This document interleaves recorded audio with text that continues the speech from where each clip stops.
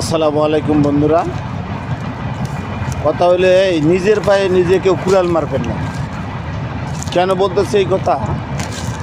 মনে করেন আপনি ভিডিও ছাড়লেন, ছাইরা মগন ঘুমায় গেল, ভাই ভিডিও ছাইরা ঘুমায় গেলে তো আর আপনার ভিডিওতে ভিউ হবে না।